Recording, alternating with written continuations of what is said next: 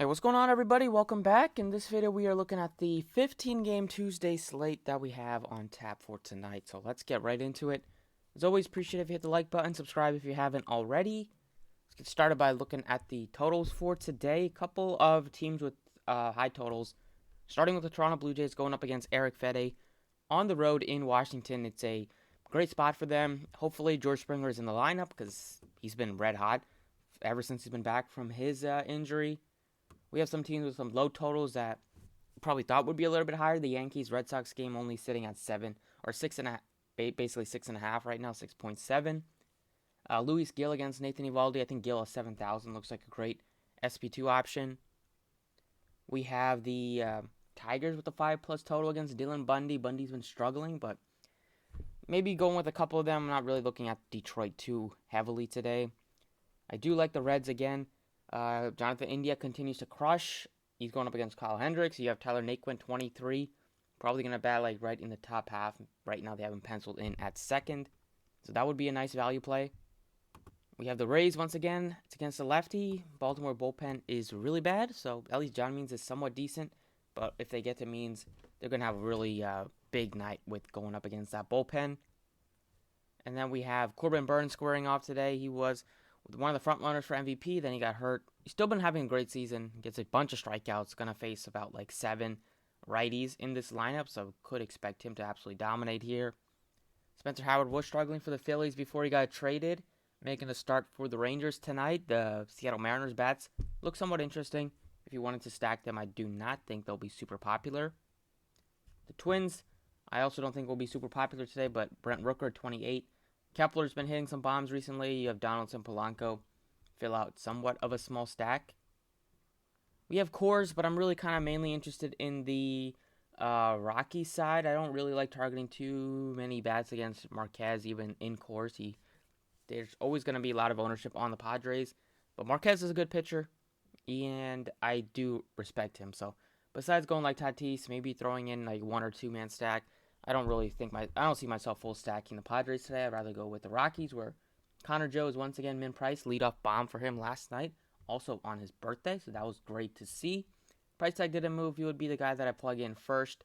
You can throw in Story, throw in maybe Rogers, throw in Blackman if you wanted to, and those lefty-lefty. The Astros lost last night. They get a square off against another lefty, so Aledmus Diaz. Well, they squared off against a righty last night, but get a score off against a lefty tonight. Daniel Lynch, not been very good this year. I love Diaz. I like getting to Altuve, Correa. They all hit lefties really well. And then nothing too crazy at the bottom. You have the Dodgers going to be looking appealing, 5.9 total. Pirates pitching staff isn't great. Then this Dodgers offense, even minus Mookie Betts, maybe minus Justin Turner again. Still has a lot of guys that can do some damage. So going back to DraftKings, first guy I want to plug in, it's going to be Corbin Burns. Having a great season still, 2.23 ERA, 172 strikeouts. Still in the case for National League Cy Young, especially after looking at what he's done over his last couple of starts, going 8 strong, 15 Ks against Chicago. He looks right back to form. Had a 12 strikeout game against the Reds. Just a lot of righties in this lineup and a lot of righties that strike out on the Cardinals side. For the SP2 that I like today, you can go with a couple of guys you can plug in. Alex Manoah against Washington. You can pay up a little bit more and go with maybe go with Eovaldi at 97, but I'd rather just take a shot on like Luis Gil, who is only 7K. He's looked awesome. The Red Sox have under a 4-run total. It's 3.7 or 3.5 right now. So the wind is probably going to play a factor in this. And Gil has been very good. Has yet to give up a run in his 11 big league outings. Only 6 hits given up, 3 walks, and 14 strikeouts.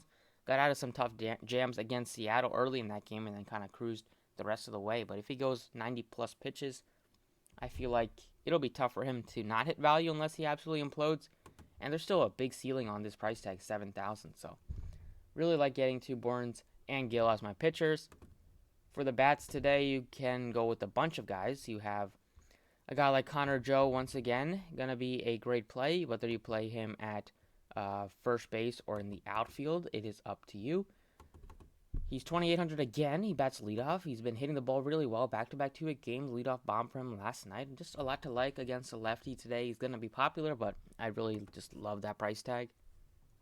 If you want to go with another guy that I like is, we can probably go third base option, another value play.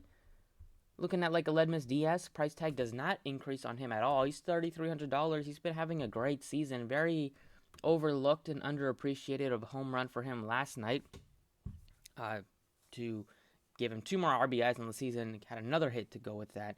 And against lefties here, he's going to be batting in the top half of the batting order most likely. Hits lefties really well. And Lynch gives up home runs. Diaz has been very hot recently on the road. He's batting .365 with 6 of his 7 home runs. A lot to like with Aledmus Diaz. Another value play in the outfield, if you needed to go with somebody, would be a guy like Tyler Naquin or something like that. He's only $2,300.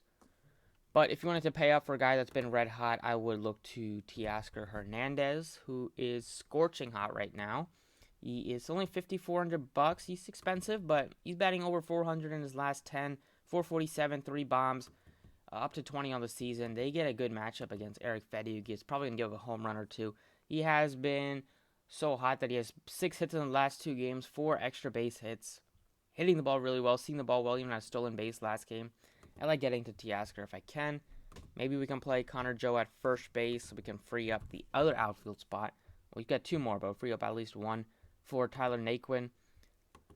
Plug in Joe at first base, then you can plug in Tyler Naquin, who should have projected to bat in the top half against Hendricks, who got blown up in his last start and will give up hits, pitches to contact. He has been hitting the ball well recently, 300 with the home run in his last 10. So 23 is just way too cheap for a guy that could be batting in the top like 2 or 3 in the batting order. So going with these 4 still leaves you with so much value. You're left with $4,750. Plug in a lot of these studs, you should be fine. Or you can pay up, instead of going Gil, you can pay up for another SP2. But that's it for DraftKings. Let's jump over to FanDuel. So on FanDuel, it's mainly the same story. I want to get to Corbin Burnes if I can. He's 11.5. He's expensive, but there are so much value plays like Diaz, like Naquin, like Joe, that it's easy to get to them. I plugged in Bo Bichette at shortstop just because he's affordable. I like the Blue Jays as one of the top stacks of the slate. So feel very good about going with him at shortstop. If you wanted to plug in Gil, like, you definitely can. But there's just a lot of value plays that I think it's pretty easy to pay up a pitcher and still be able to pay up for some of your bats if you needed to. Where is he? He's even on the... I guess he's not on the slate because it's only a 7-inning game, so that would affect going with some of the bats. But the pitching-wise, I mean, Gil is probably not even going to go all 7. He might go like 5 or 6. So it's pretty fine on DraftKings. But FanDuel, give me Burnes, give me some of these value plays, and give me a big bat in Bo Bichette. So that's it for the video. Thank you for watching. Best of luck tonight, and I'll catch you all next time.